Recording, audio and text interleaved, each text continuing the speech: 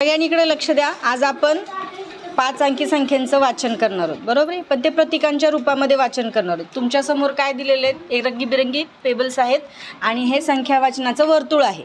मग याच्यावरती तुम्ही त्या पेबल्स टाकायच्यात आणि ज्या रंगामध्ये ज्या जेवढ्या पडतात तेवढे तुम्ही त्याची काउंटिंग करायची, त्याचं स्थान ठरवायचं. ओके, इथे मी लिहिलेलं आहे बघा, एकक, दशक, शतक, हजार आणि दशहजार. चला टाका बरं. खाली पडलेली वरती ठेवा. हां ठीक आहे. हां सेट करा, मध्ये असतील त्या. हां बस. हां बघा बरं, आता सेट करा, सांगा संख्या.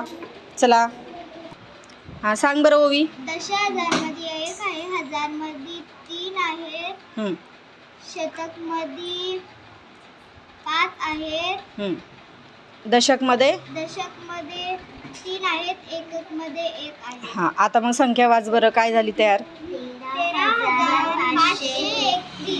13,531. बरोबर आहे का?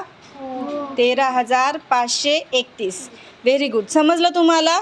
हां अशा पद्धतीने आपण 5 अंकी संख्या तयार करणार आहोत आणि लिहिणार आहोत आणि त्याचं वाचनही करणार आहोत.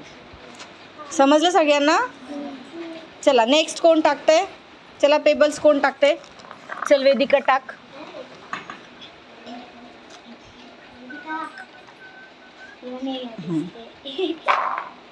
चला आता सेट करा. जे मध्यभागात असेल त्यांना आतमध्ये घ्या व्यवस्थित. हे बाहेर घे. हां ओके. चला चला बघा आता वेदिका सांग. हां हां 7 पडलेत आणि दशकाच्या याच्यात 5 आणि एककाच्या याच्यात 2. मग आता मग संख्या वाच बरं, काय तयार होते? 6,700. हां 6,752.